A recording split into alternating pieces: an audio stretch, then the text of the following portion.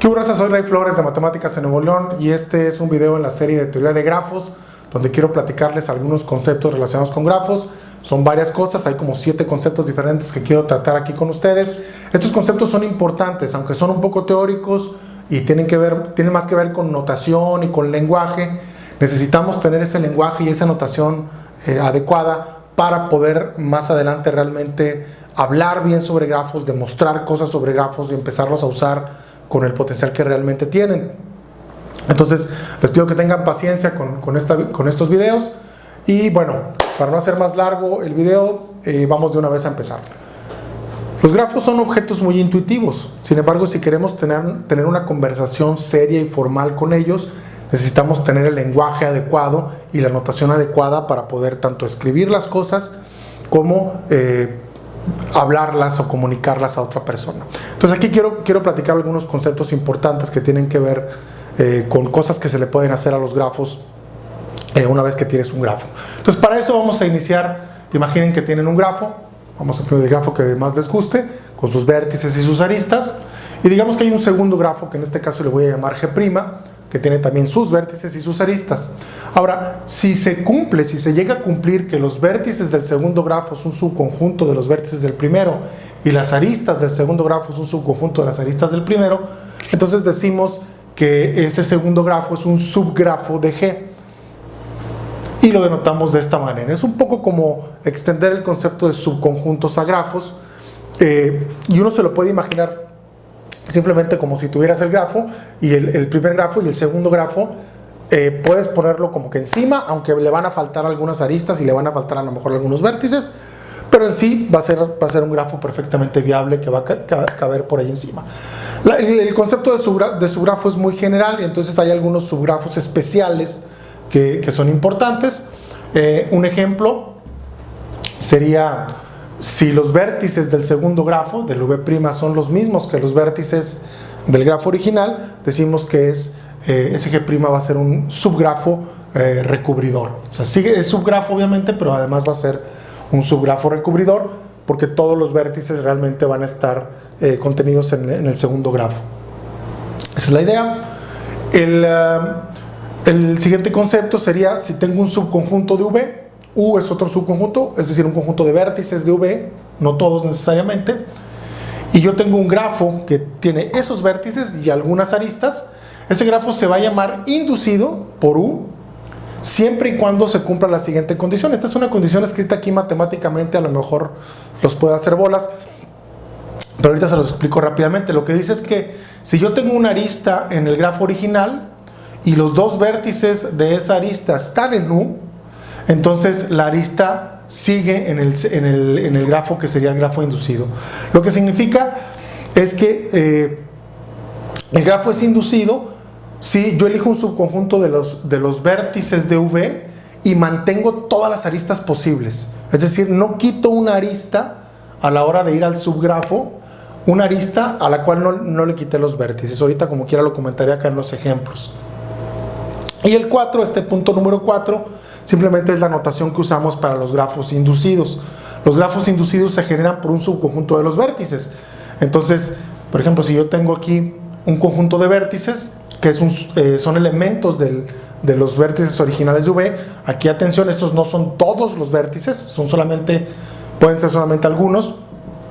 Vamos a denotar G menos ese conjunto al grafo inducido por el conjunto de vértices que te quedan si borras esos n vértices.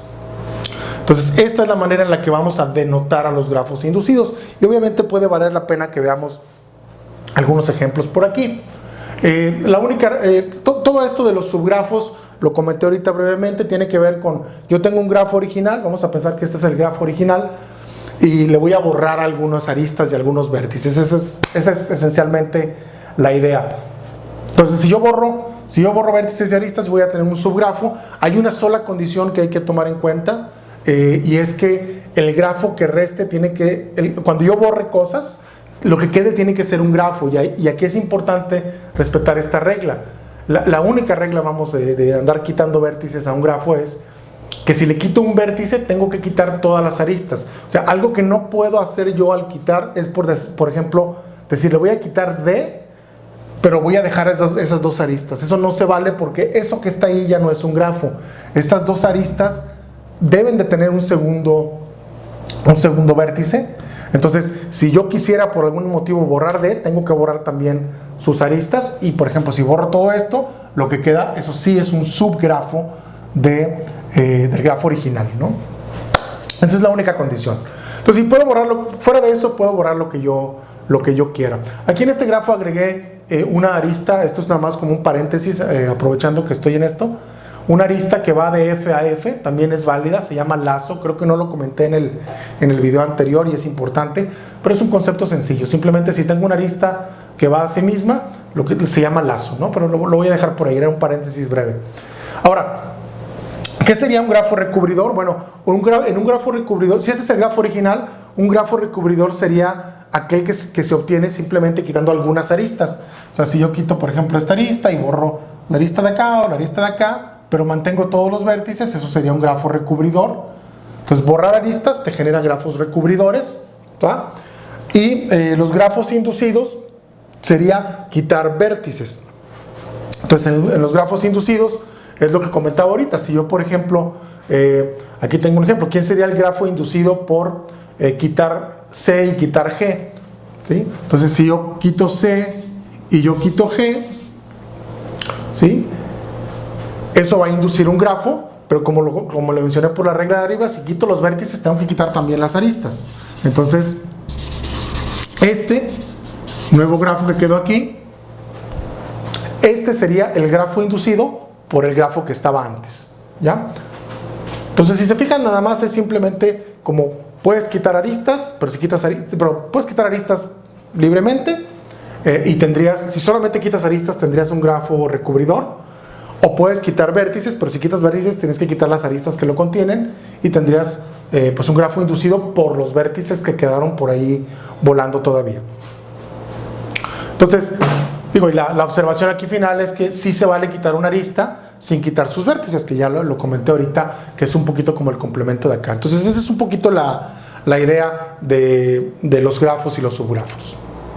Bueno, hay otros conceptos que hay que conocer. El siguiente que quiero comentar es importante, es el de grafo completo, y se define de la siguiente manera. Digamos que tenemos un conjunto V de n vértices y definimos E, van a ser las aristas, como pues todas las posibles aristas que se pueden formar con vértices de V, siempre y cuando A sea diferente de B, es decir, conectamos todos los puntos contra todos los puntos. Ese grafo que se genera se llama completo, grafo completo, y se denota por KN, K con una sub n. Esa es la manera de escribir el grafo completo. Y aquí tengo los ejemplos de los grafos para 3 vértices, 4 vértices, 5 vértices. Como ves, sencillamente dibuja todos los 4 o los 5 vértices y conectas todas las posibles aristas que puedas conectar.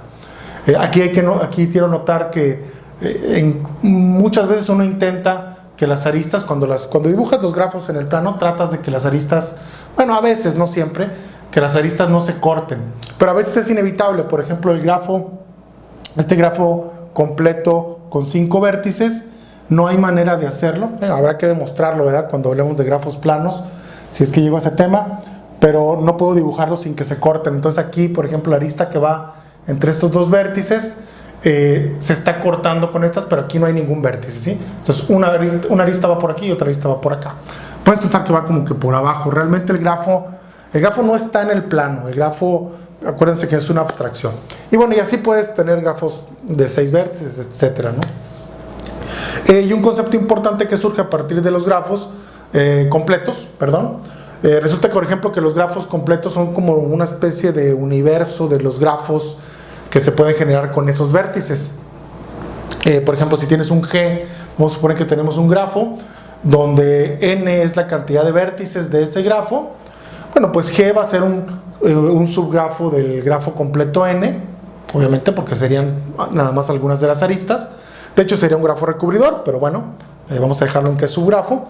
Y la idea aquí es que a este grafo, que se va a denotar por G con una rayita encima, se va a llamar complemento de G. Este va a ser complemento de G, siempre y cuando, o sí, solo si no tengan ninguna arista en común. ¿Sí? Cuando los dos grafos no tienen aristas en común, entonces decimos que son grafos complementarios. Y aquí nos lo podemos imaginar de la siguiente manera. Voy a usar este grafo 5 para representarlo. Entonces digamos que voy a borrar algunas aristas. Vamos a borrar estas de aquí, por ejemplo. Voy a borrar esta. Voy a borrar esta. Vamos a borrar esta también. Y vamos a borrar esta, ¿sí? Ahí ustedes ven, quedan 1, 2, 3, 4, 5, 6 aristas, ¿sí? Ahí queda un grafo. Este ya no es K5, este es un grafo ahí blanco. Tenemos un grafo de color blanco. Vamos a decir que este es el grafo G. Pero sobre ese mismo grafo yo puedo trazar otro grafo. Y lo voy a trazar con amarillo, ¿sí? Que va a ser justamente conectar las que acabo de borrar, ¿sí? Ese grafo lo voy a llamar G con una rayita, va a ser el complementario. Aquí quiero que noten, estoy poniendo dos grafos en la misma figura. Uno es el que tiene las aristas amarillas y otro es el que tiene las aristas blancas, pero los dos tienen los mismos vértices. Esa es parte de la condición. Si se fijan, los grafos complementarios tienen los mismos vértices y las aristas son complementarias. Aquí me faltó una cosa, perdónenme, porque el conjunto de la unión de las aristas tienen que ser todas, ¿sí? Son todas las aristas, todas de KN, ¿sí? No nomás deben ser no nomás no se deben repetir, sino que además las aristas tienen que ser todas completas. Entonces así se define el grafo complementario. Y ahora el último concepto que quiero platicar en este video es el de isomorfismo de grafos. Suena un poquito rimbombante, pero no tiene tanto chiste. Si tenemos dos grafos, G1 con vértices 1, B1 y E1, y G2 con vértices B2 y E2, una función que va a ir de los vértices de B1 a los vértices de B2 se llama isomorfismo si cumple dos condiciones. La primera es que sea una biyección, o sea, de entrada tienen que ser exactamente la misma cantidad de vértices en los dos grafos, y además tiene que haber una como que correspondencia de los vértices de un grafo a los vértices del otro. Eso es biyección, que sea inyectiva y sobreyectiva la función. Y dos, si hay una arista, si A y B representan una arista en el primer grafo, entonces al aplicar la función f de A y f de B, eso me va a generar una arista en el segundo grafo. Si eso sucede, decimos que los grafos son isomorfos. Esta es una manera a lo mejor un poquito rimbombante, pero es una manera formal, o sea, sí es importante pues, de decir que los dos grafos esencialmente son el mismo, ¿sí? Y lo que va a pasar cuando tengo dos grafos isomorfos es que simplemente uno de ellos es como se puede obtener a partir del otro simplemente como moviéndolo o torciéndolo. Recuerden que los grafos, insisto, lo he dicho varias veces, no son figuras geométricas. Aquí no hay geometría, no hay distancias ni nada por el estilo. Entonces, por ejemplo, una manera de ver que dos grafos, yo les digo, por ejemplo, que estos grafos son isomorfos, y para ver que son isomorfos simplemente tengo que encontrar ese isomorfismo, esa función, que es una asociación entre los vértices. Entonces, aquí lo puedo hacer de la siguiente manera. Puedo numerarlos. Vamos a numerar 1, 2, 3, ¿sí? Y a este le voy a llamar 4. Pues puedo poner aquí 1, 2, 3, 4. Tienen la misma cantidad de vértices, pero ahora lo importante es que todas las aristas estén conectadas. O sea, si hay una arista, por ejemplo, aquí la arista 1, 4 también está conectada con el 1, 4, el 1 y el 2 está conectado con el 1 y el 2. Bueno, de hecho estoy haciendo trampa porque este es el grafo completo K4, entonces obviamente son isomorfos, o sea, son el mismo grafo realmente, porque representan exactamente las mismas conexiones. Sin embargo, este ejemplo que está acá abajo, tenemos estos dos grafos, y aquí es una observación importante. Estos dos grafos, ambos tienen 6 vértices y ambos tienen 9 aristas. Tienen la misma cantidad de vértices, la misma cantidad de aristas, pero no son isomorfos. Y para probar que dos grafos no son isomorfos, basta simplemente darnos cuenta que tienen algún tipo de conexión distinta, o que algo hay diferente. Y una manera de verlo va a ser, hay varias formas de verlo, pero por ejemplo este vértice de aquí, observemos que está conectado con 3 aristas, y de este lado no hay ningún vértice que esté conectado con 3 aristas.